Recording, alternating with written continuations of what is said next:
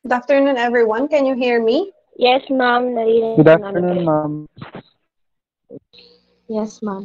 Yes, ma'am. Afternoon, ma'am.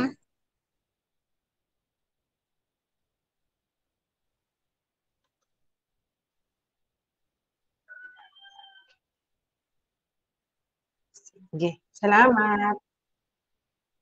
Good afternoon. Afternoon. Sige. Jewel.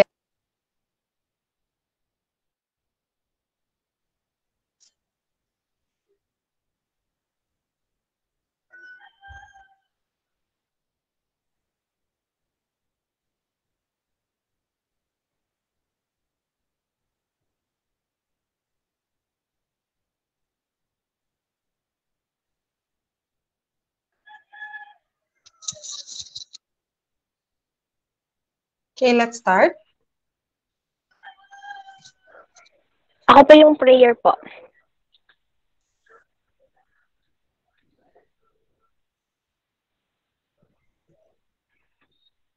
Let us pray.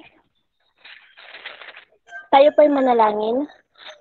Amang Diyos, napakabuti mo, napakadakila mo po sa buhay ng bawat isa. Ikaw ang Diyos na hindi nang iiwan. Ikaw ang Diyos na karapat-dapat parangalan. Lord, kami po muling lumalapit sa inyo, nagpapakumbaba, humihingi ng kapatawaran sa aming mga nagawang kasalanan. Lord, maraming salamat po dahil Lord, sa kabila po na aming mga kakulangan sa inyo, Panginoon, patuloy po kayong hindi nagkukulang. Patuloy, Panginoon, na nandyan po kayo lagi sa amin, nagbibigay sa amin, O Lord, ng protection, ng blessings. Maraming salamat, Panginoon. Lord, sa hapon po ito, Panginoon, kayo ang siyang kumilos. I-bless niyo po ang bawat isa, Panginoon. Kayo po ang magbigay sa amin ng wisdom at knowledge, Lord, nang sa gayon maintindihan po namin ang aming lesson na pag-aaralan sa hapong ito. Panginoon, i-bless niyo po ang aming guro, ang aking mga kaklase, Panginoon. Ikaw po ang siyang maitaas, ikaw ang siyang makita, O Lord. Ito po ang aming samot dalangin sa matamis na pangalan ni Jesus. Amen.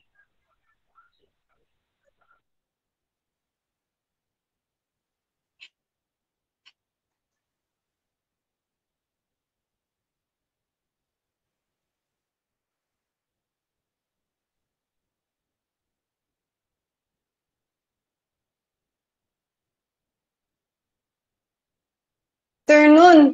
Kumusta ang mga BEd 2? Mabuti po. Kumusta kayo? Mabangag.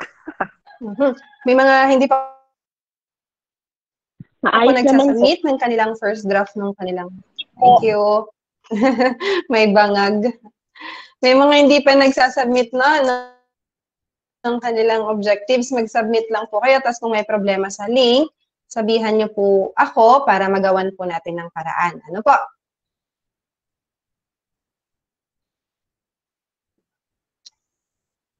Sige po, ma'am. Salamat. Okay, so ang lesson natin would be, I believe, a review only of yung sa curriculum kasi na-discuss na ninyo yung objective-related principles ng teaching. So, i-revisit natin. Mahalaga kasi siya na i-discuss kasi yung mga ibang objectives na nakita ko dun sa lesson nyo ay baka nakalimutan nyo yung mga dapat na tips kung papaano gumawa. Kaya may mga nakita pa ako sa affective, ang nakalagay is makadevelop siya ng collaborative skills or participation, positive participation or active rather participation in the class. Yun kasing active participation in the class, ano po yun, implied yun, na kahit hindi mo yun isusulat sa objectives mo, dapat active yung mga bata. Lalo na po sa panahon natin ngayon, hindi tayo nagkikita, I, as your teacher, have to maintain my teacher presence by informing you, asking how are you, o kaya ay nagbibigay ng feedback sa inyo palagi. Ngayon, sa inyo din, you have to do your part as a student. So you have to be present also. Kung may teacher presence, meron din dapat student presence. So, ibig sabihin, dito sa objective na participate actively, dapat lang yun palagi kahit hindi natin yung sinusulat. So when we say affective domain, objective natin, yun kasing ibang mga napansin ko, may mga nagsulat ng ganun, hindi po sana yun po pwede. So ang ilalagay natin sa affective domain ay yung may kinalaman talaga doon sa lesson mo. So for example, ang lesson mo ay global warming, so you have to inject a value how they're going to appreciate the concept or how they're going to apply it in real life. Ganun natin supposedly i-measure yung affective. And I believe, ang pinakamahirap gawan na domain ng objective ay ang affective. Kaya lang, by principle, pag highly technical ang subject, kailangan at least isang psychomotor at saka isang affective. Kapag highly cognitive naman na subjects, isang cognitive domain at saka isang affective. Ibig sabihin, hindi po pwedeng nawawala yung affective. Kaya lang, dahil tayo ay nasa teacher education, psychomotor, para acknowledge, mahirap gumawa ng objective. Now, we're going to recall the principles related to objective making in lesson planning. Your objectives or your the lesson plan has supposed to be an objective at the onset because the lesson plan is considered to be, or the objective rather, is considered to be the lifeblood of the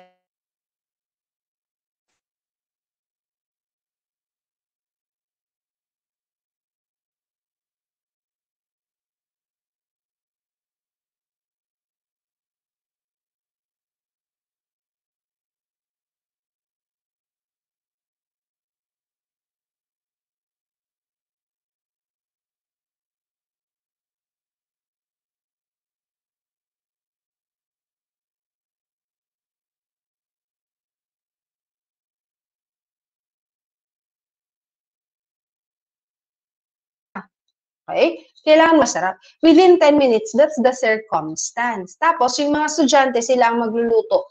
Yun yung tinatawag nating the audience of our lesson. So, I repeat, before we start and we give other examples, ang objectives ng lesson natin ay napaka-importante dahil kino-consider siya as the lifeblood of our lesson. Okay, so as I was saying a while ago, isa sa mga justifications ay dahil doon natin huhugutin ng procedure, doon mo din huhugutin ng assessment mo. In short, parallel siya mula umpisa hanggang sa dulo. So in short, hahabiin natin yung lesson plan nyo sa mga susunod na araw, mag-i-start tayo sa objectives ninyo. So pag sinabi natin hahabiin, talagang tatahiin natin. Hindi pwedeng tagpi-tagpi lang. Kailangan parallel ang bawat part sa iba't ibang part. So you were also introduced during your curriculum the three main types of lesson plans. So what are the three main types of lesson plans? Ano ba yung tatlong types? Okay? So try natin to ha. So what are the three types? Okay, wait lang. So what are the three types of lesson plan?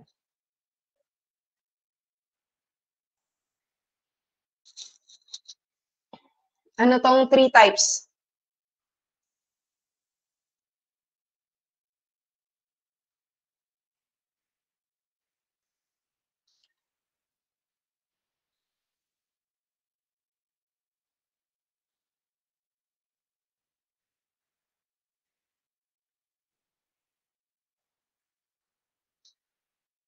Okay, may I ask Hazel?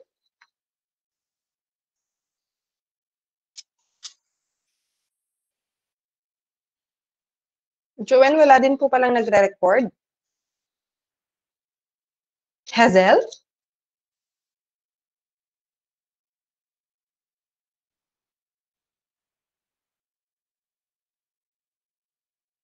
Sige. Hazel, ano yung tatlong types? Or anybody who would review? Okay, so sabi ni Michelle, we have DLP, DLL, semi-DLP. So, DLL and DLP are two different types. Ang DLP natin is the daily lesson plan. Ang DLL ay daily lesson log. Originally, ang 3 types, thank you for your answers. I have read that in our in-call messages. Ang tatlong uri, originally, ng lesson plan ay yung tinatawag nating detailed lesson plan, kung saan isinusulat nyo yung lahat ng sasabihin nyo bilang teacher. Tapos sa kabilang column ay isusulat nyo yung lahat ng sasabihin ng estudyante. So kung halimbawa, kung meron tayong tatlong columns, dito sa column na to, dito nyo susulat lahat ng sasabihin ni teacher. Dito sa column na to, lahat ng sasabihin ni student. O sige, hindi nyo pala nakikita. Ayan. Lahat ng sasabihin ni teacher, lahat ng sasabihin ni student. Yan yung detailed. Pag sinabi naman natin semi-detailed, it is just a description. Example, lalagay nyo sa procedure. The teacher will ask the students to define the term light, for example. So, ganun lang ilalagay pag semi-detailed. Hindi tulad sa detailed, ilalagay na sa teacher column, ilalagay mo na what or how do you define light? Tapos dun sa kabilang column, susulat nyo yung ina-expect nyong sagot ni student. So, in short, ang pagkakaiba ni detailed tsaka ni semi-detailed ay literal na nakadetalye lahat ng sinasabi ni teacher sa detailed. Pero sa semi-detailed, sasabihin mo lang doon kung ano yung tatanungin mo, ano yung ipapagawa mo, ano yung next na gagawin mo. Sa brief, on the other hand, ililista mo lang 1, 2, 3, how do you want your lesson to be? Number 1, kunwari, show a picture of this one. Number 2, give an activity or lecture, discussion. Number 3, give an activity. Ganun lang siya sa brief. So, typically, base sa DepEd memo, ang mga bagong teachers ay dapat naka-detailed lesson plan. So, since you have done a detailed lesson plan already last semester, this semester, what I'm going to ask you is for you to make a semi-detailed lesson plan plus a tryout of the format used by DepEd. Para, whichever ang ipagamit sa inyo ni principal nyo, marunong kayong gumawa ng detailed. Marunong kayong gumawa ng semi-detailed. Hindi po muna namin ituturo ang brief. Tapos, marunong kayong gumawa or maglagay sa DLL. Marunong kayong maglagay sa DLP or the Daily Lesson Lab. O kaya, marunong kayong gamitin ang kanilang format. So, ibig sabihin, we are just going to prepare you. Whatever format ang ipagawa, alam nyong i-shoot yung mga ideas ninyo. Kaya dalawang format ang gagamitin natin. Isa para sa physics at saka isa para sa earth and space. Okay. Now, these are the guiding principles for making your lesson objectives. Of course, you have to begin with the end in mind. You have to share your lesson objective with your students as well so that they will be guided. So, paano natin siya sinishare? Minsan, sinishare natin siya, hindi sa literal na sinasabi natin, good morning class, our lesson for today is like this and I'll expect you to do this and that one. Pwede kasing ang paraan ng pag-i-inform nyo ng lesson objectives nyo with your students ay that, provocation. Pwede siyang question. Tapos you let your students discover what your lesson is all about. Okay, inquiry-based po yun. Kasi nga, importante po yun sa science education. Number 3, your lesson objectives must be in 2 or 3 domains. So as I was saying a while ago, pwede siyang 2, pwede rin siyang 3. So if the domains are in 3, dapat isang cognitive, isang affective, isang psychomotor. Okay. Pero kapag 2, palaging mayroong affective. In short, pwedeng isang cognitive, isang affective, or isang psychomotor at isang affective. So, kailan tayo magsi-CA, kailan tayo magpi-PA? Nagsi-CA tayo usually kapag highly cognitive ang subjects tulad ng araling panlipunan, math, science, English, Pero, pwede rin ang PA or ang psychomotor at affective sa mga subjects na highly technical, tulad ng sa TLE, sa physical education. Ma'am, pwede rin ba sa science and mathematics ang PA? Pwede po. Dahil ang science and mathematics ay skill-based din naman. Okay? So, highly technical and highly, cognitive din. So, ibig sabihin, pwedeng skill-based, pwedeng cognitive-based. Alright. We have to work also on significant and relevant lesson objectives. Okay. So, in short, kailangan relevant sa topic. Tulad nung sinasabi ko kaninang umpisa. Ang affective domain objective mo ay to expect students to participate actively. It is not relevant to the lesson. Relevant siya sa teaching process, pero hindi natin siya sinusulat. Kaya dapat, ang mga objectives natin ay relevant siya sa mismong lesson. Tulad ng example ko kanina sa pagluluto ng adobo, hindi pwedeng paglutuin mo sila ng sinigang kung ang objective mo in the first place ay turuan silang magluto ng masarap na adobo within 10 minutes. Right? So another is that it must be aligned with the aims of education. So based on our science curriculum framework, we are expecting our students to be scientifically literate, productive citizens, at sensitive sa kanilang environment. So in short, yun yung mga pwede nating pagbasihan ng ating mga objectives. Nakabase po kasi yan sa outcomes na pinapasa ng DepEd. So from those outcomes, the performance standards, yung mga content standards nila, yan yung magiging basihan natin sa paggawa ng ating mga specific objectives.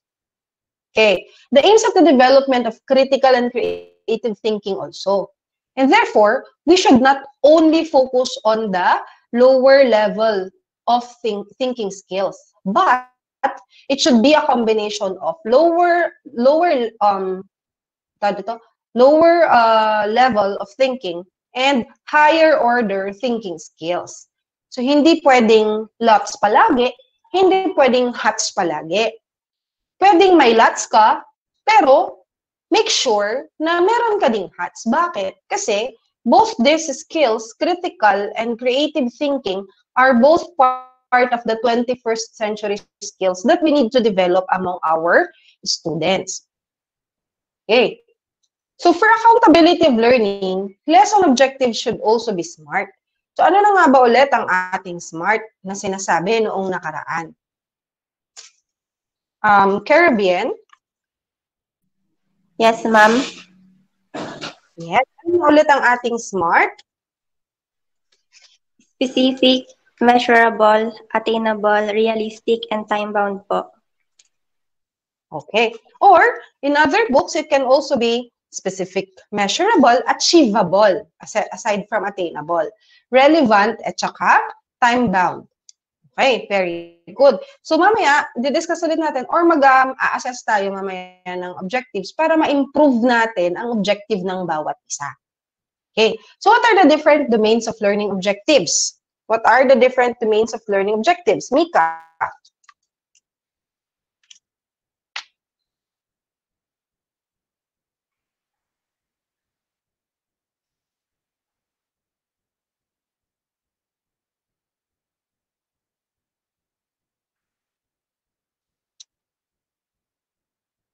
How about Ida? Yes. Yes. Mika? Ma'am. Yes. Okay, what are the domains of their learning objectives again? We have? Cognitive, psychomotor, affective. Okay, we have the CAP or yung tinatawag nating minds on. Affective is to hearts on. And psychomotor is to hands on. Ang ibang tawag natin sa minds-on, hearts-on, hands-on ay homoho. So, ibig sabihin, ang different objectives domains natin ay dapat nasa minds-on, hearts-on, and hands-on. So, ito yung tinatawag nating homoho. Ho for hearts-on, mo for minds-on, and ho for hands-on. Okay. So, ito yung tinatawag nating holistic domain. Pero maliban dito, sinasabi ng isang education expert na hindi lang dapat tayo sa cup nag-focus. Pwede rin tayong mag-focus sa spiritual. Kaya tayo, mayroong drawing na ganito. Yung head, the heart, and the hands. So the head is the part where we develop them academically inclined. The heart, para sa pusong handang tumulong sa iba. At mga kamay na handang magbigay tulong sa iba. So ibig sabihin, holistic siya. Saan pumapasok yung spiritual? Pumapasok yung spiritual dito. At tinatawag natin ngayon itong halo. The head, the heart, the hands, and the halo. So this 4H, ang ibang tawag natin dito, ay ang dapat nating ma-develop sa mga bata para ma-assure natin na holistic ang kanilang development. Okay. So, paano natin ito ma-develop sa mga students natin? We have to make sure that we have to state it clearly sa objectives pa lamang. Now, sana hawak niyo yung mga objectives na ginawa niyo. At titingnan niyo ngayon, sound ba ang objective na meron ako? We're going to assess that later in our discussion. So, tama yung sinabi ni Miguel, ni Blessy, ni Karen May, ni Wella, tsaka ni Nikki with regards to the different domains. We have the cognitive for the head knowledge, affective for your attitude, and psychomotor for your skills. So these are only examples of verbs that we can use. Pero ito yung old one ng cognitive natin. Yung new one pala to, ruwas. Meron tayong evaluate, pero yung pinakamataas kasi natin doon sa bago ay yung letter C or yung create part. Okay?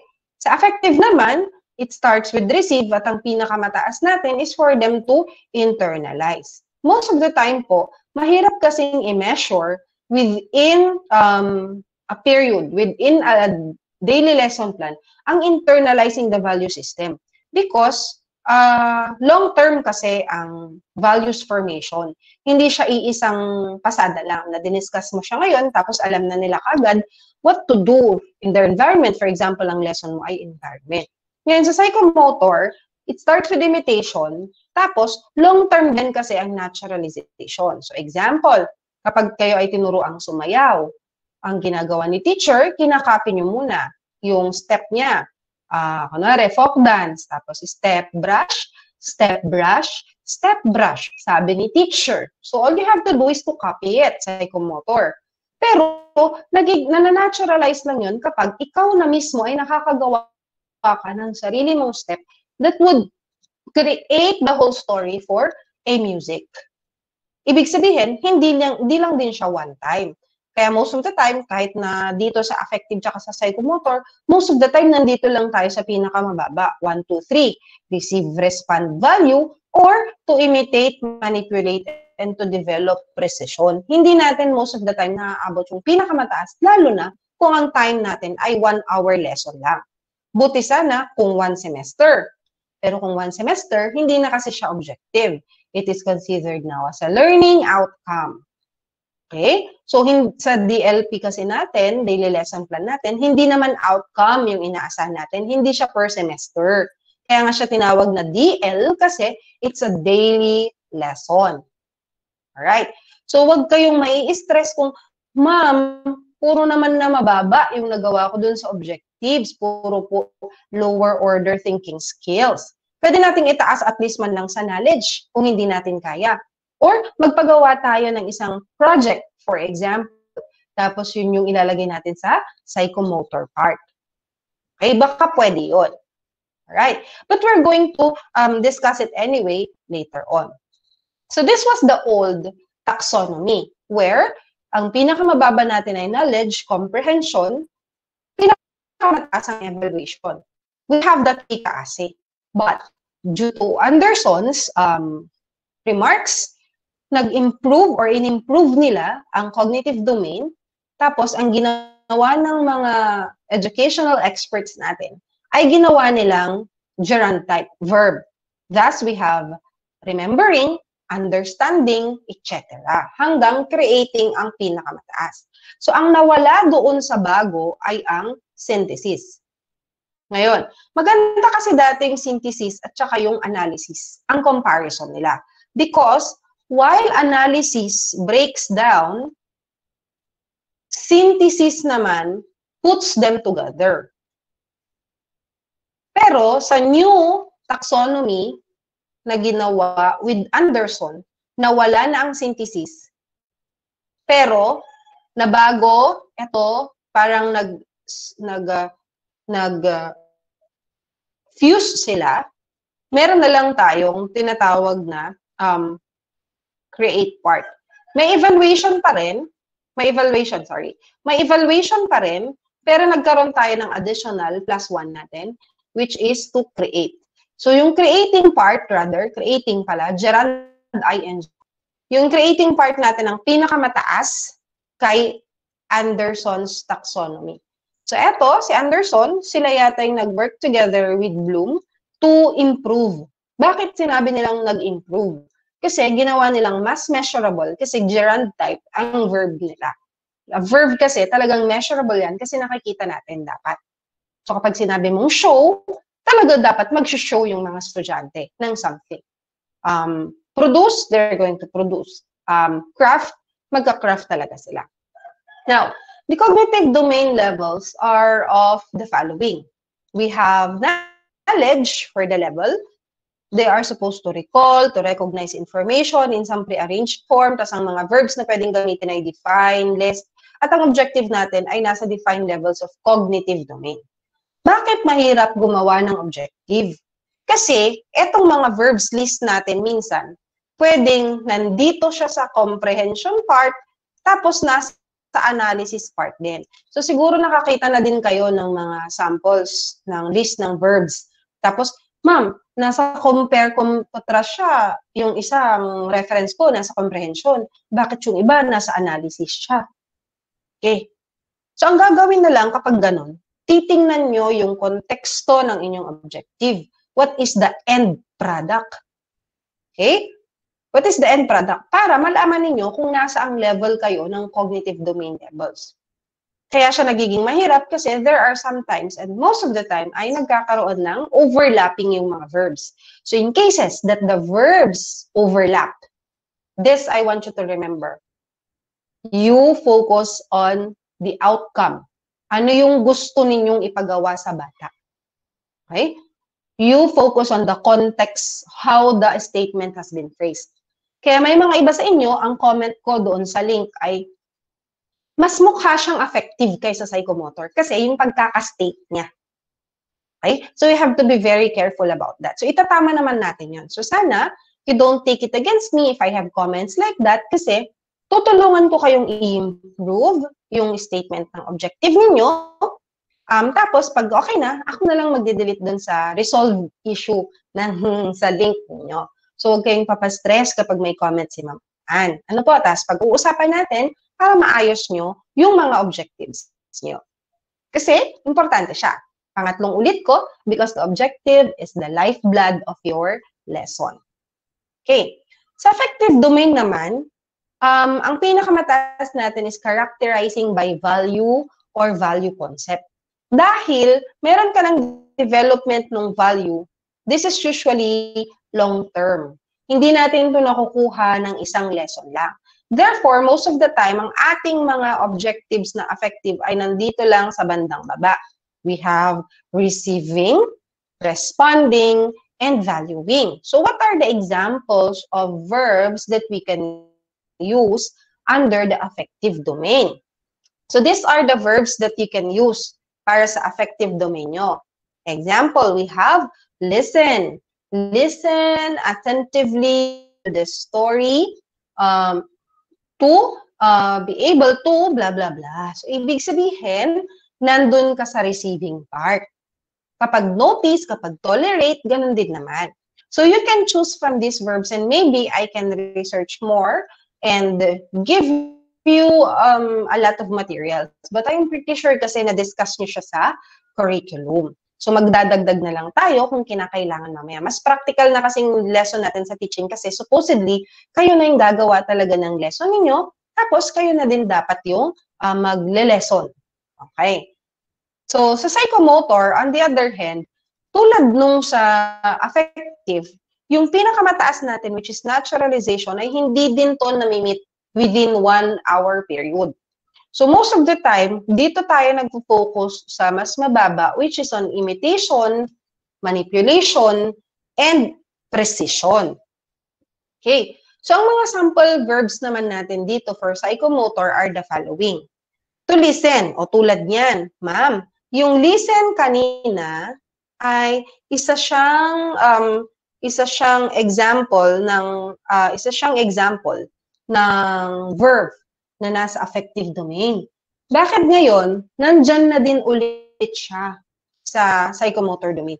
Yun po yung sinasabi ko kanina, that hindi tayo dapat nag-focus lamang sa verb, kundi sa kung paano natin ini-state yung ating mga objectives. Yun din yung reason ko kanina, nung sinabi ko, na may mga comments ako dun sa objectives na mas mukha siyang psychomotor kaysa affective. Kasi it is in the way how you state your objectives.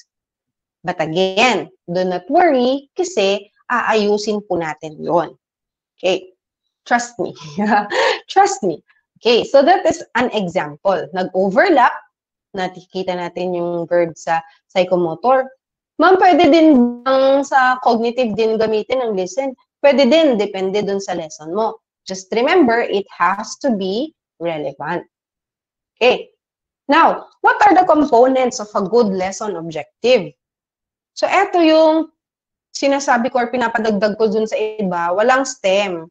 Kasi nakadiretso kayo doon sa observable behavior. Wala kayong condition na nilalagay.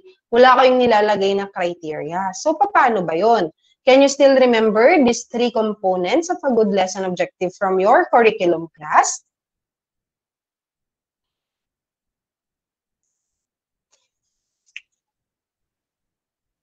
Ida?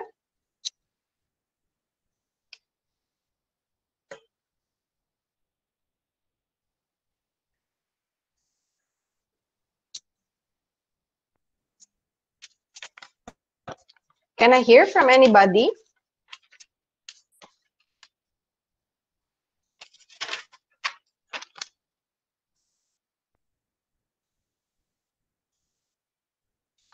Ma'am, hindi po ata na-discuss sa amin.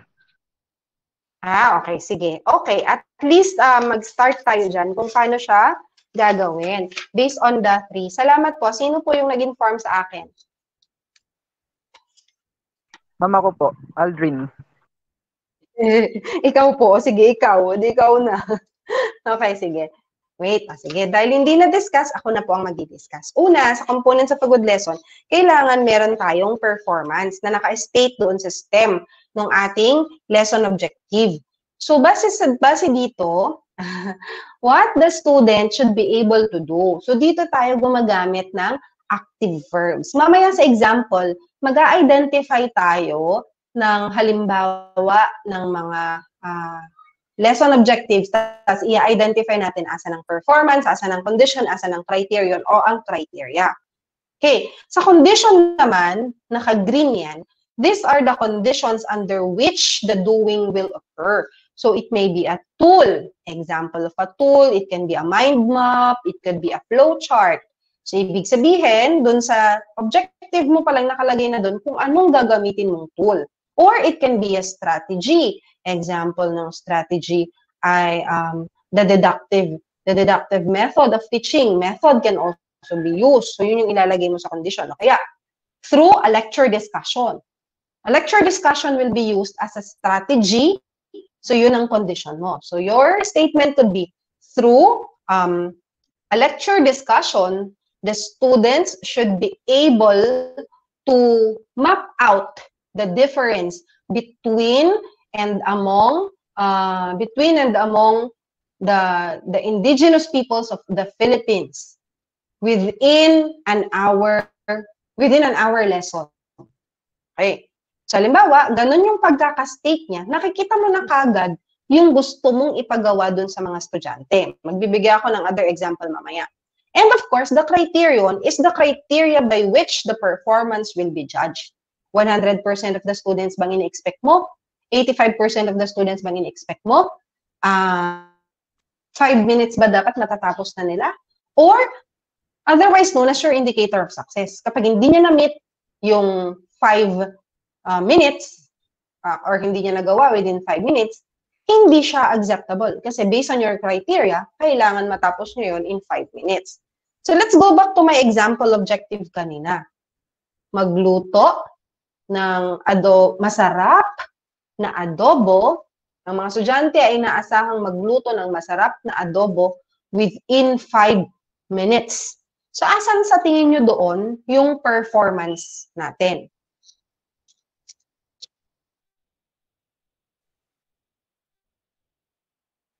Okay. Sige, ako muna. So, yung active verb natin dito ay ayan, tama, si Lovely Jean. Ang verb natin ay magluto. So, yun yung performance natin. Okay. So, ano yung condition under which the doing will occur? What is the tool? Sige, dagdagan natin.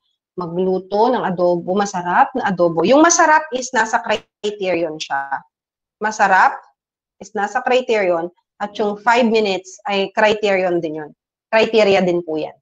Kasi yan yung magiging basihan mo. Kailangan masarap. Pag hindi masarap, bagsak siya. Okay? Kapag hindi niya naluto within 5 minutes, bagsak din siya. So, ano yung condition? Kunwari, ang condition natin, ano yung tool or ano yung strategy? Kunwari, magluto ng masarap na adobo within 5 minutes, nakabase sa recipe ni Madam. So, ang ating condition ay dapat nakabase siya sa recipe ni Madam. Okay. Magbigay pa ako ng iba pang example. Para magets nyo, nasan yung performance, nasan yung condition, nasan yung criterion. Okay. Example number 1. Given a model 12 keyboard and a standard toolkit, the student is able to disassemble the keyboard down to the frame within 10 minutes. Sorry for that. Within 10 minutes. Okay. Kunwari yung example, yung kulay green natin, given a model 12 keyboard and a standard toolkit, ano itong element na to ng ating STEM or ng ating objective? Siya ba si condition? Ayun. May sumagot, tama. Ayan. So, yung given a model, ito yung ating condition. Bakit? Kasi sinasabi niya kung ano yung tool na gagamitin mo. Ano yung gagamitin niyang material? So, binigyan ka daw ng model 12 keyboard. So, yan yung tool mo para ma-meet mo yung objective mo. Okay. So, ano yung ine-expect mong gagawin niya? Naka-blue. Disassemble the keyboard down to the frame. This is what you're going to expect from your students. What are they going to do? They're going to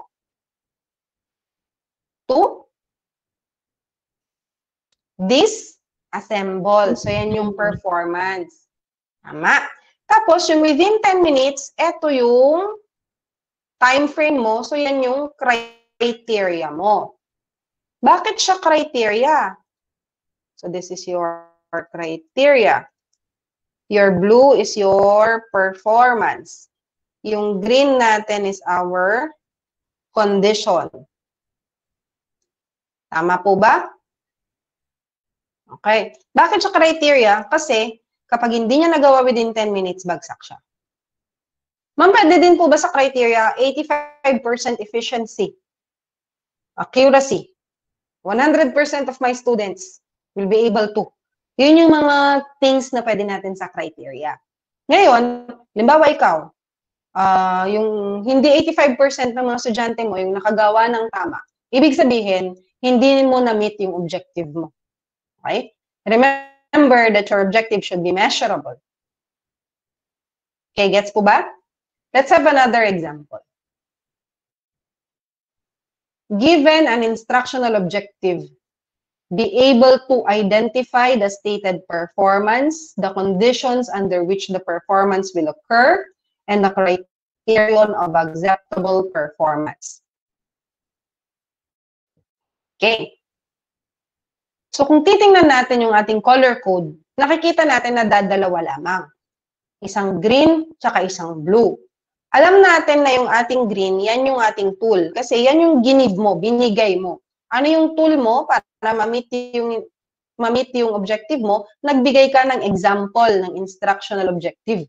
Tapos inaasahan mo yung mga bata na ma-identify yung stated performance, conditions under which the performance will occur, and the criterion of acceptable performance. So in short, ibig sabihin, wait lang, sorry. Ibig sabihin, nakikita natin from example number 2 na hindi siya kompleto. Now, if I will give you a chance to improve our example number 2, para mailagay natin yung kompletong component ng isang magandang objective, papaano nyo po yun gagawin?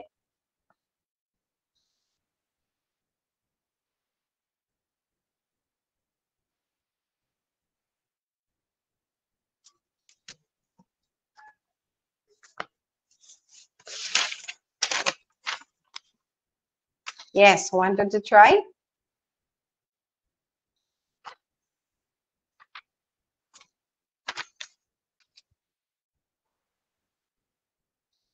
Wanted to try?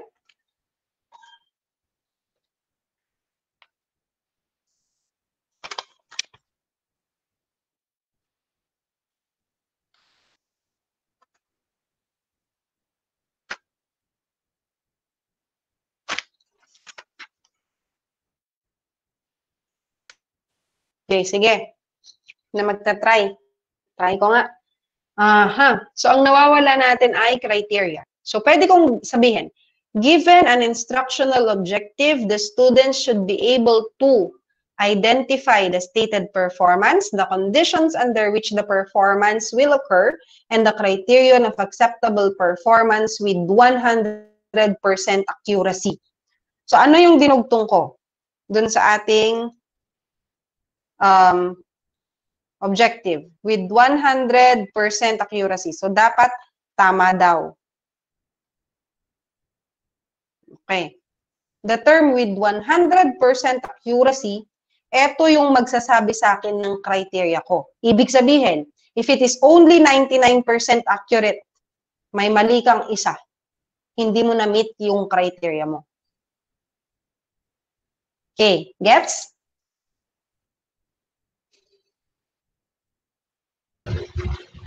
Yes.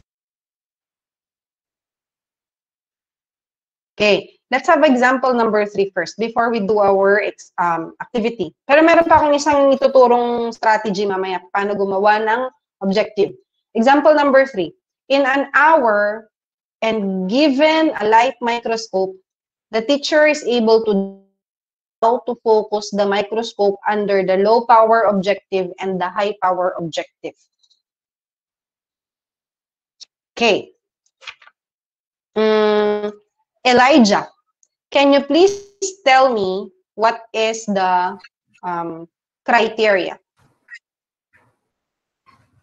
Good afternoon, ma'am. Sa tingin ko po, ma'am, yung how to focus the microscope under the low power LPO. objective and the high. Yes po, yun po, HPO po. Okay. Yun ang iyong criteria. Hindi ba yun yung iyong... Yes po. Okay, may sumasagot. Sabi ni Michelle, tsaka ni Lovely Jean, ang criteria daw nila is in an hour.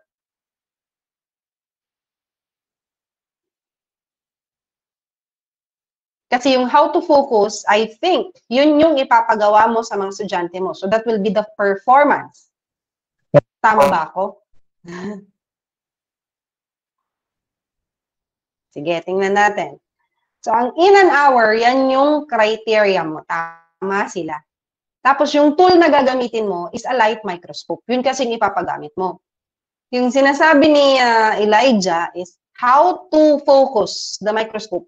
Yan yung in-expect mong performance ng mga bata.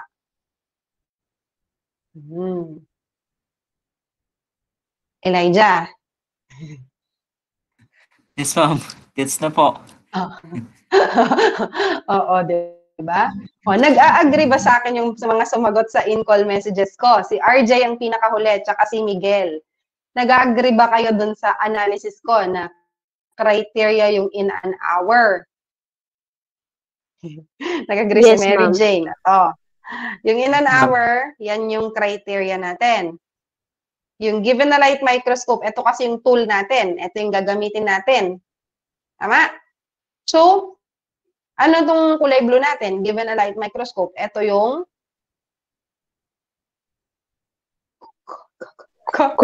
letter C. Condition. Ayun, we have the condition. Sige nga, buuin ko na nga. Ay, sorry, ano ba yan? Nabura ko pa. We have the criteria.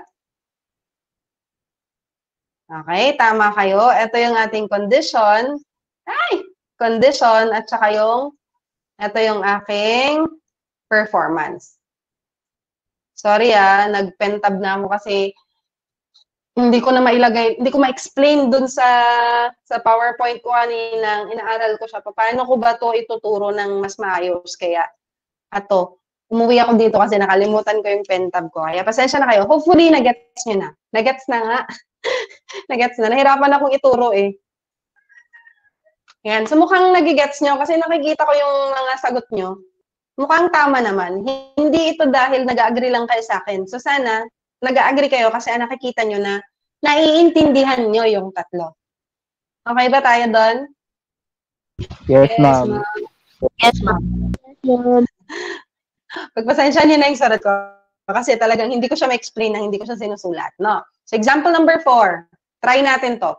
At the end of the semester, the student is able to cover rules of subject-verb agreement. Is this a weak objective or a strong objective? Strong. Let's see. What do you think is the performance muna tayo? Mauna tayo sa performance.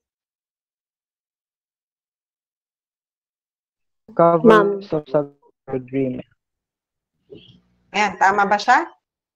Sabi ni Lovely Jean, cover rules or the student is able to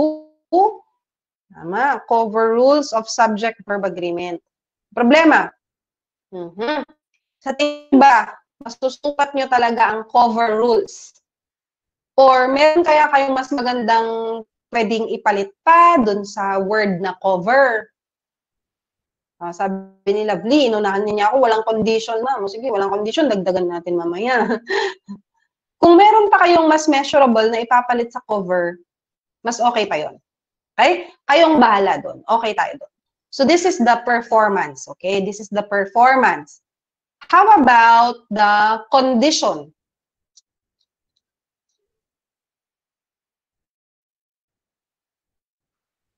Sabi ni Lovely kanina, walang condition. Wala po. Sige. Ano yung at the end of the semester? Ito yung Criteria po. Criterion.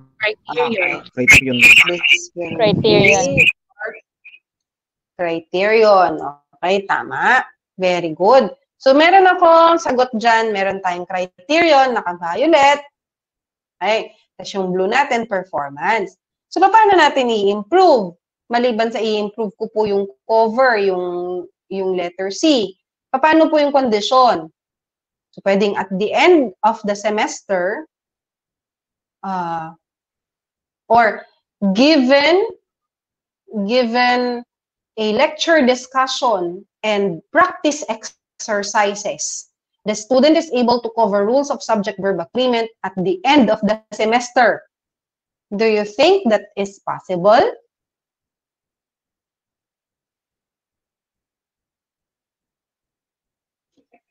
Ano yung sagot ko kanina?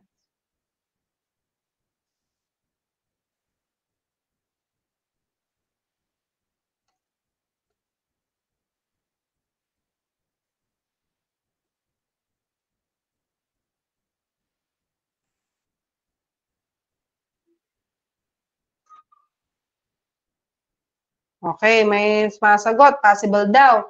Rules of subject-verb agreement at the end of the semester. Okay, so kung makikita niyo, binago ko lang yung paraan kung paano ko siya sinulat. Same thought po siya. Yan, may tool na siya. So, Ju and Kenneth, may I know kung ano na yung tool or yung reference na ginamit ko base sa bago kong example.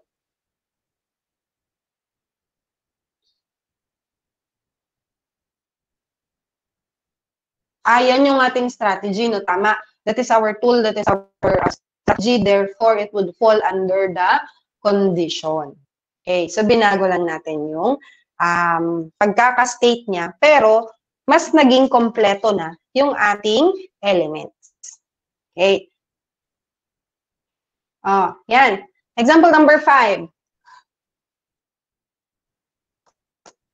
Okay, given a model XXX system, a standard toolkit, and at least one symptom of common malfunction, return the system to normal operation. May I ask Dangelin to give me the criteria?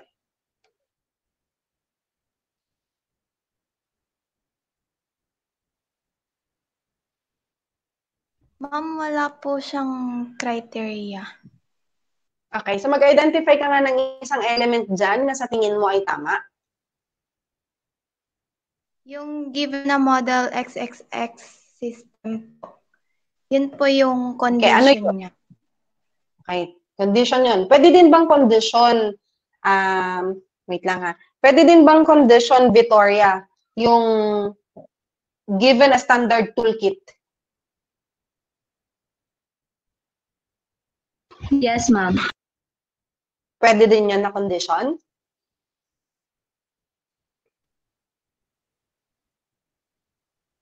Yes, para sa akin po. Sige. Para din sa akin, pwede din condition yung at least one symptom of common malfunction kasi yun yung ibibigay mo din eh. Okay? How about the performance?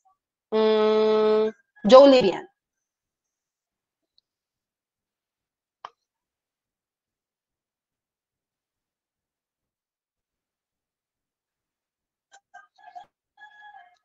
Joe Livian?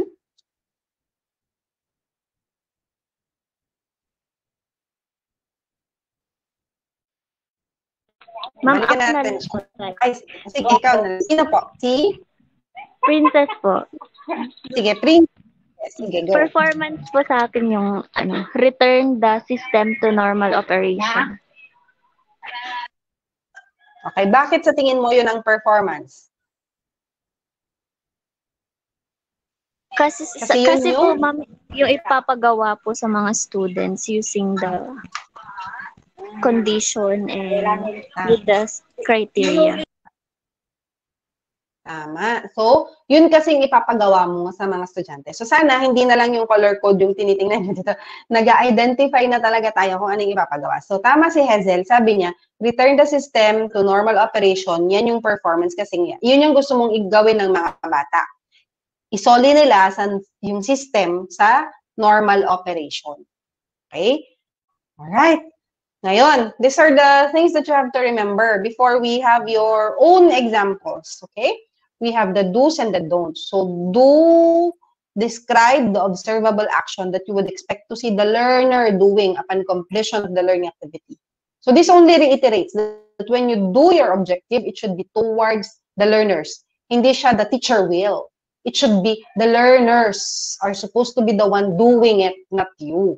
So, kapag sinabi mo dun sa objective mo that objective mo is to discuss, hindi ikaw na teacher ang magdi-discuss. You are expecting your students to discuss. Kasi your objectives should be geared towards the learners. You also have to use measurable terms. So we have to avoid the words no. Kasi we cannot go inside the brain of our students and let me see what this child knows. Kasi we cannot really measure it. It should also be very specific. So kung napansin niyo kung kayo man yung nalagyan ko ng comment na use the terminal verb only. Kasi sa curriculum dinidiscuss natin yun na hindi kayo pwedeng gumamit ng identify and define. So, kapag identify and define, you have to choose only one, terminal lang. Kasi it has to be specific, it has to have its focus. So, pag sinabi nating terminal, yung mas mataas ang pipiliin mo. So, between those two, identify and define, okay, identify and define. For example, asan dyan ang mas terminal? The identify ba or define?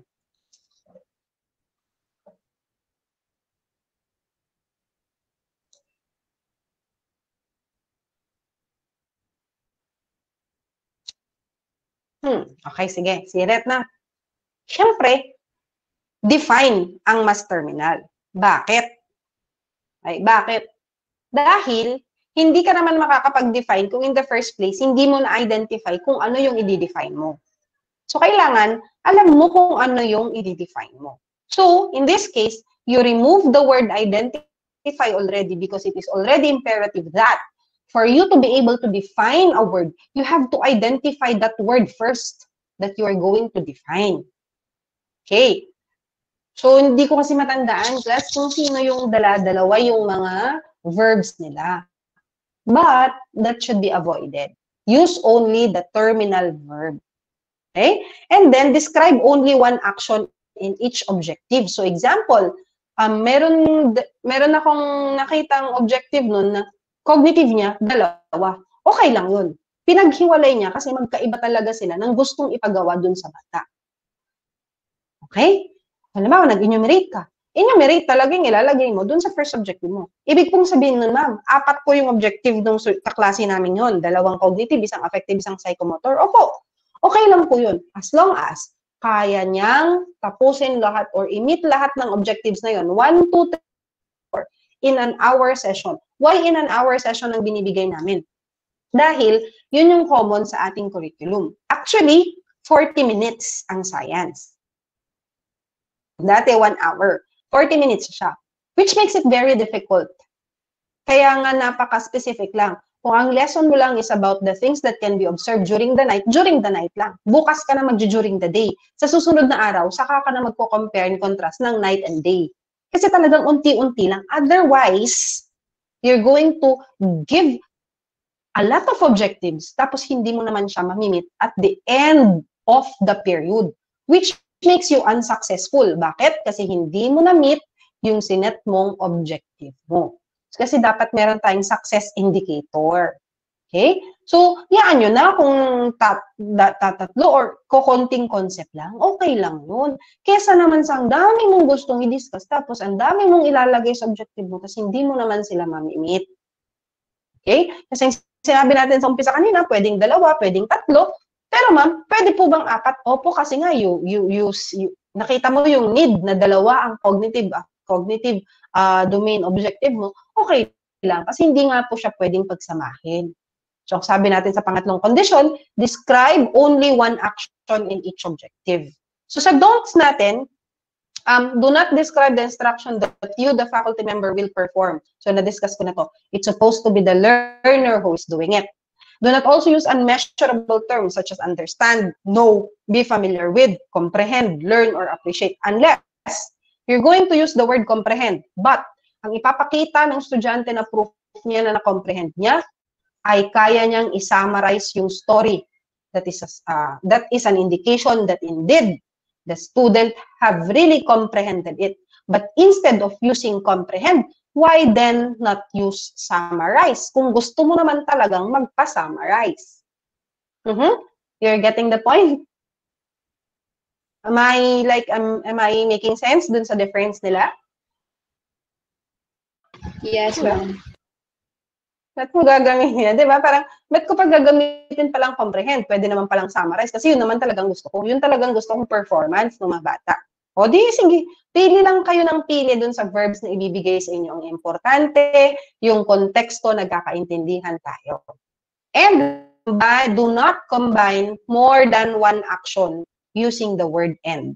So, clear na tayo doon. So, sa mga nilagyan ko ng comments na use only the terminal verb, alam nyo na ang gagawin nyo. You better separate it.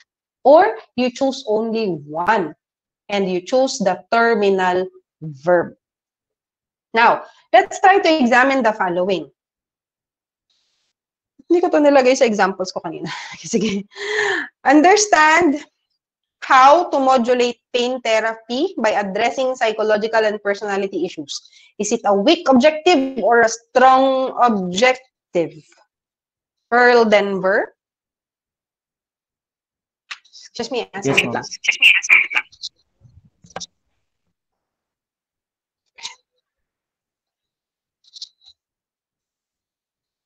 Okay, Earl Denver. Do you think it is a weak objective or a strong objective? Ma'am, sa tingin ko po, strong objective po.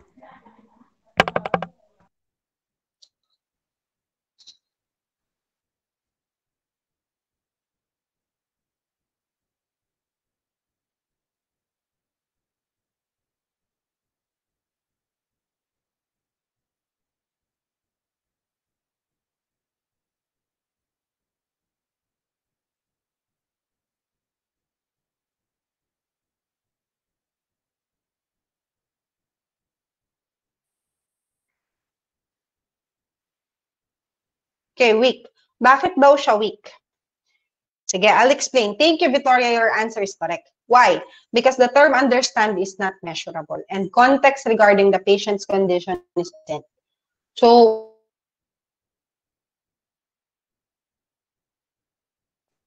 nakita na natin yung understand, hindi na natin hindi na natin siya i-consider through enumerating the paano mag-modulate, enumerate the steps on how to modulate pain therapy. Kasi nga, mami-measure mo talaga yan. Kasi dapat, may enumerate niya. Okay? So, that's the way how he would demonstrate understanding. Okay? Or, we can use you can use the objective as such. Modulate pain therapy by addressing psychological and personality issues in patients with chronic pain. So, alam na natin yung performance natin to modulate pain therapy. Okay, how about this one? Is this a weak or a strong one? So, based on our elements, become familiar with common eye problems. It is not too focused, it is too broad. Kasi kahit common eye problems pa yan, maraming-marami yan. Yan. Sabi ni Blessy and ni Aldrin, they find it weak. Why? Because the objective is also unmeasurable. It does not describe the action that the learner should be able to take. Walang very specific na anong ipapagawa, anong performance. And does not describe the context, again, regarding the patient's condition. So instead, we can have this one, screen for eye conditions commonly associated with type 2 diabetes, or improve it still, like addressing it to the learners, or the practitioner shall screen for eye conditions commonly associated with type 2 diabetes, given a specific tool within 10 minutes. O, diba? Ano lang natin, hahabiin lang natin, titingnan lang natin paano pa natin sila mai-improve. And so on and so forth. So, tingnan natin to more. I want you to identify the following. The observable behavior, the condition, and the criteria. Shall I write it? Or meron ba kayong mga lapis at papel dyan? Baka pwedeng sulat nyo din, tapos discuss natin mamaya. Okay.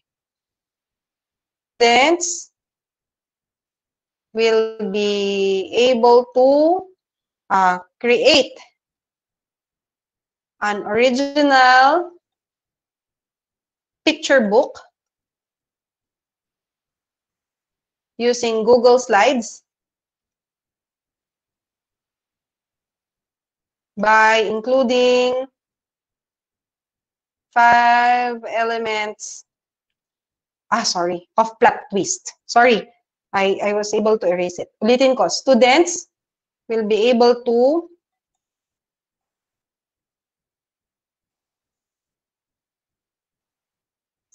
create an original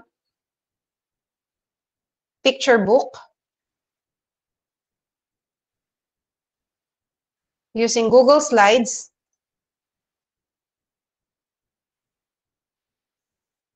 By including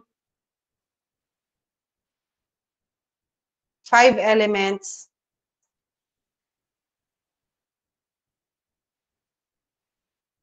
of plot conflict.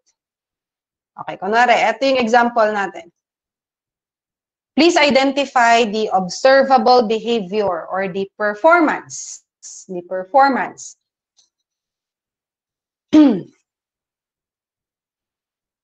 Jolivian, nandyan ka na?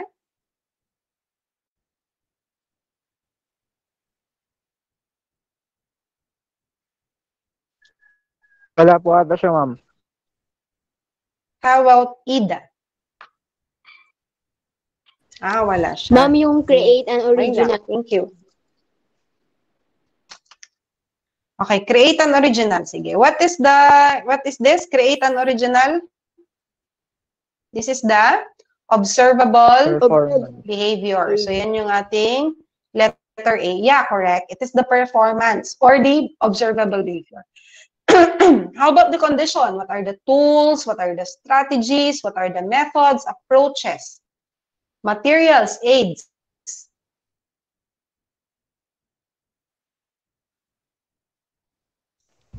Using Google Slides. Yes, po. Okay, Erlika and Mary Jane, si Hazel, sabi niya, using Google Slide is our condition. Tama. So, yan yung tool na gagamitin natin. So, yan yung ating letter B. Correct. So, ano yung criteria natin? So, paano natin malalaman na may indicator of success tayo? Paano natin masasabi na successful yung activity, successful na na-meet yung objective natin?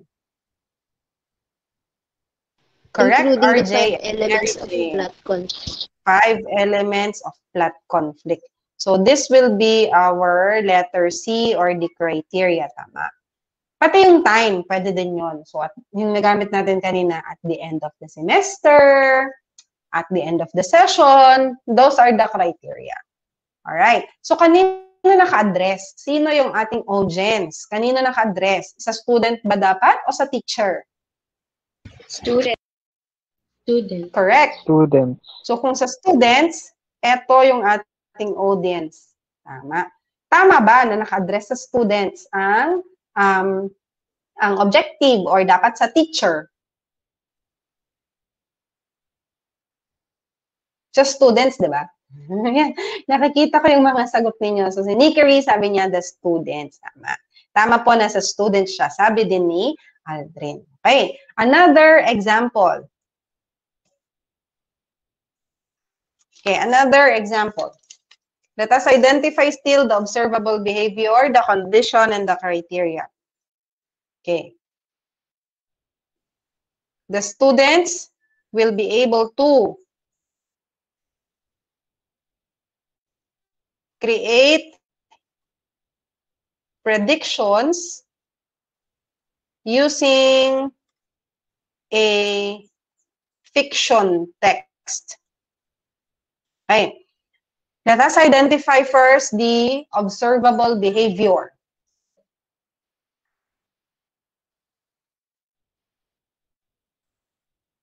What is our observable behavior?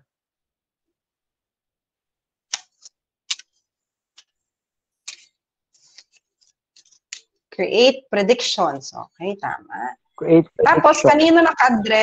kanino naka-address to? Sa student or kay teacher, di ba? Na kay student. So, si student ang ating audience. So, ulitin ko, ang create is our letter A or our observable behavior. Ano ulit ang ibang tawag sa observable behavior natin? Performance. Tama. Ngayon, sa prediction, using a fiction text, this is our tool. Using a fiction text is a tool. Therefore, if it is a tool, what is it? Is it a condition or a criteria? Condition. Tama. I'm so proud. Ayan. So, alam na nila kung ano yung letter B natin. So, based on our analysis, ano ang kulang natin? Criteria. Tama. So, ang ilalagay natin? Students will be able to create predictions using a fiction text within a minute. Pwede ba yun? Within a minute. Sige, kunwari, lagyan natin to. Within a minute. Ayan. So, kung may ganyan na siya, etong within a minute, eto na yung ating magiging success indicator. So, sabi ni Lovely, within 5 minutes. Ayaw niya ng 1 minute. Ayan, sige, pagbigyan natin. So, 5 minutes, within 5 minutes daw, sabi niya. So, this will be our criteria. So, yan ang magiging success indicator natin. Okay? Next. Sige, labasan natin to. I think you already know how to do it. I'll give other method. We can also have our objectives using the ABCD method. And we have to remember, Ben, ayaw na.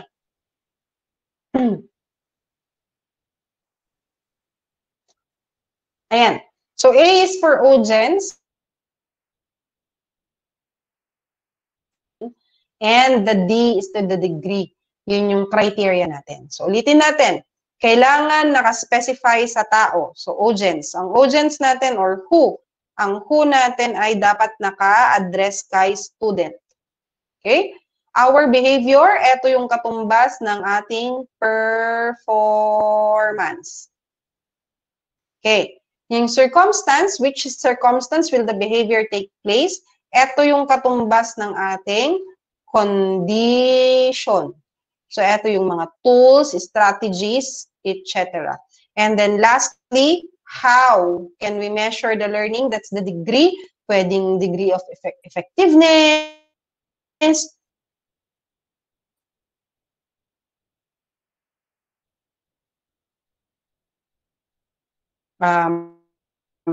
reliability, pwedeng yung validity ng answers, how can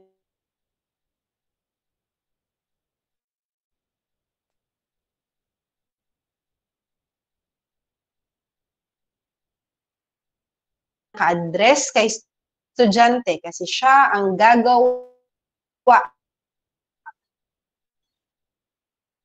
nung performance at hindi si teacher, yan yung gawa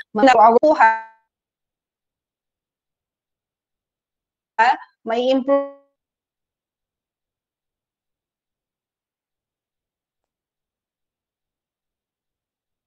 pwede po bang dun sa cognitive affective psychomotor, lalo na sa 5E template ng DepEd, cognitive kanya. Tapos meron akong kompletong isusulat na lang na meron siyang criteria, meron siyang blah blah, minsanan. Pwede din yun. So, nasa inyo, paano nyo gagawin? Okay. So, let us have another try. Take a look at this.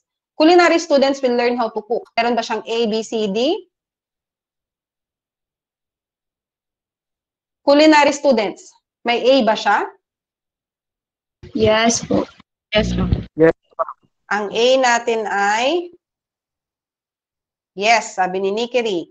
Sana ang nakita ni Nikiri, ang A natin ay culinary students. How about our B? Ano yung B natin? Behavior.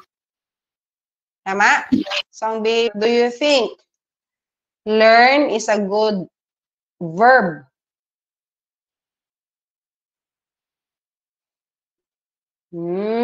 Sabi ni Corabian, to cook yung verb niya. Pero specifically in this context, learn ang performance niya, behavior niya. So may kulang tayo dito. So wala siyang C, wala din siyang D. Okay. So yung C natin is circumstance, yung D natin is that degree. So if you were to improve this statement number 1, how are you going to do it? Para magkaroon siya ng C, circumstance.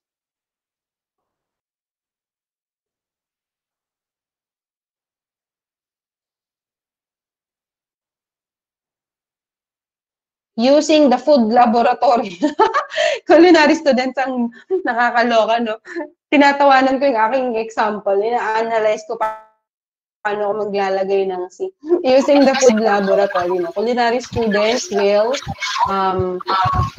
cook the best food in town within an hour. Bongga. Nag-iisip din ba kayo tulad ko? Tapos nakukornihan ba kayo sa naiisip nyo paano nyo siya i-improve? Yes. Okay. So all of this are using the provided utensils. Ayan, Joan Kenneth, mukhang mas maganda yung example mo. So ikaw na ang magiging teacher sa susunod, no? Magre-resign na ako. Okay, so number 2, hindi din po healthy itong number 2 kasi ginamit ulit niya yung no. Hindi din maganda itong 3 kasi nga ginamit niya yung no. So in short, pwede ba nating i-improve? Pwede pa nating i-improve itong mga objectives na to. Halimbawa, itong number 3, know how to teach without lecturing. So, pwedeng find other alternatives in teaching mathematics instead of lecturing. Parang ganun. Parang ganun ang magiging hobby niya. Tapos, dagdagan nyo na lang ng C, dagdagan nyo ng D, dagdagan nyo ng A. So, sa tingin ninyo, anong mas madaling gamitin? Yung may 3 elements, performance, condition, criteria, or yung A, B, C, D? Audience, behavior, circumstance, degree. Kasi, I tell you, kahit saan dyan yung gamitin ninyo, pwede yan. Kasi nagkakaintindihan tayo that your objectives are geared towards your students and not you as their teachers. Okay? Now, yung 3 daw. Sige, si Michelle, saka si Crystal, at saka Aldrin, sige, parang pareho lang. Kasi ang nadagdag lang naman Aldrin ay yung audience natin. So, how to do it? Yan. Pati si Elijah, A, B, C, D din. So, what I mean is that, kung saan kayo mas komportable, pwedeng minsana ng STEM, tapos A, B, C yung magiging objectives nyo. Or pwede din namang, yung STEM and yung specific objectives nyo ay iisang sentence. Isa for cognitive, isa for affective, isa for psychomotor, pwede din yun. Okay? Now, how are you going to do it? The noun or thing that you want your students to do, yun ang una mong ilalagay. But ganito na yung picture ng aking slide. Then, you have to identify the level of knowledge you want. Then, you have to use appropriate behavior. And then, how or when the outcome will be done. So, ilalagay nyo yung time element. So, it's as simple as that. Mukha lang siyang simple pero mahirap siyang gawin. Kaya, pa-practice lang natin. So, I think with the exercises, hindi ko pa nga naubos lahat ng examples na prepare ko dito. Nag-research ako kanina ng pwede nating i-analyze. Hindi ko pa naubos, pero I think naintindihan nyo na kung paano gagawin ang objective or paano nyo i-improve yung inyong objective. Now, I want you to help each other out. Ibig sabihin, dun sa mga objectives ninyo na ginawa, na sinubmit ninyo ng Webes, ganito ang gagawin natin. Alphabetically arranged, si RJ, ipapakita niya kay Hazel yung objective na nagawa niya. I-identify ni Hazel ngayon kung weak or strong yung ginawa ni RJ. Tapos, i-discuss ni Hazel ano yung mga weakness or strength nung nagawa ni RJ para ma-improve ni RJ yung kanyang objective.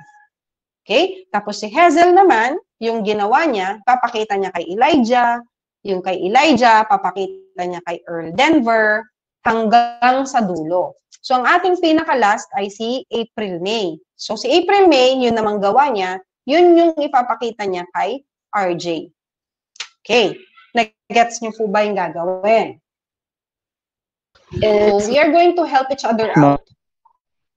Mas mapapractice natin na gawin ang objective kung tayo mismo yung gagawa. Okay. So, paano natin malalaman na tama yung ginagawa? Ganito yung gagawin nyo. Yung link ni RJ, share mo kay Hazel para makapag-input ng notes si Hazel. Para kapag inopen ko yung link ni RJ, makikita ko yung comment ni Hazel dun sa output ni RJ.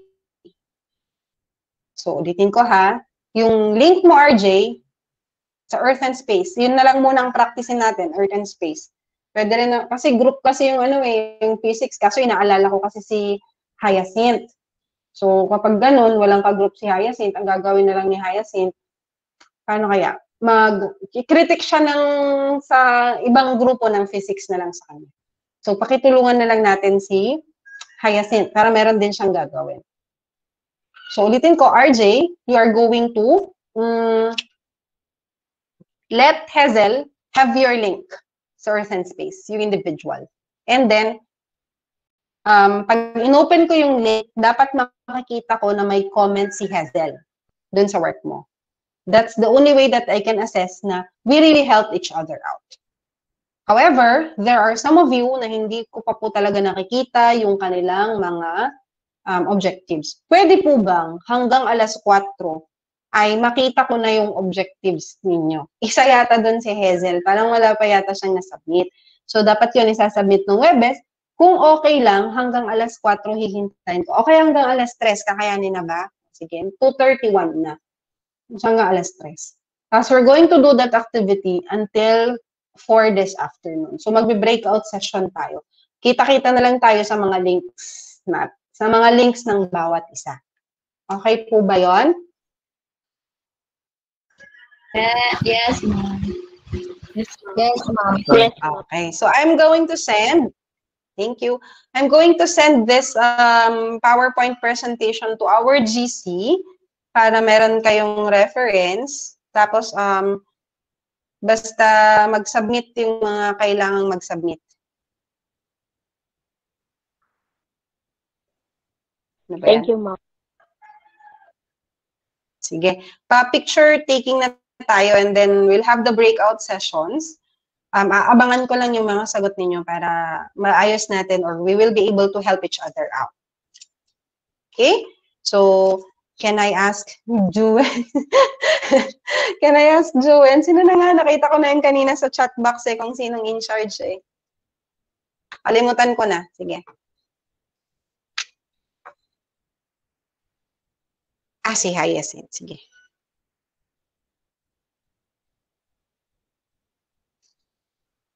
Wait lang Magbe-makeup muna ako, mga 30 minutes. Joke lang. Sige. Ma'am, pwede pong pa-flash nung screen niyo, ma'am. Saglit lang. Cellphone lang po kasi gamit ko, ma'am. Sige po. Thank you, ma'am. Tingnan mo nga yan.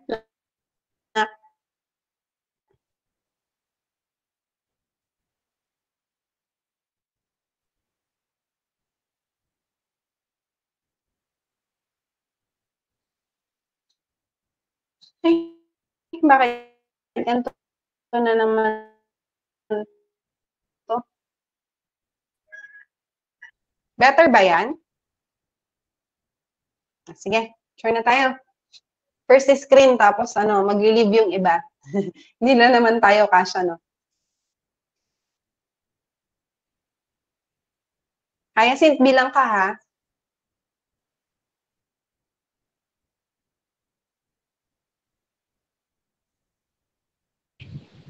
One, two, smile.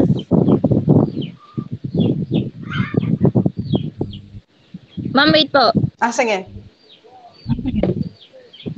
Sige, ma'am.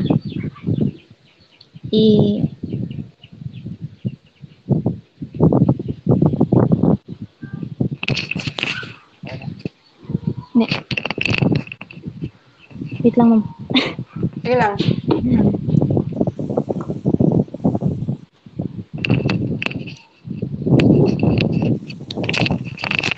One, two, smile. Okay na po. Thank you. Isa pa. Yung iba naman. Salamat. Hanggang alas 4, guys, ha?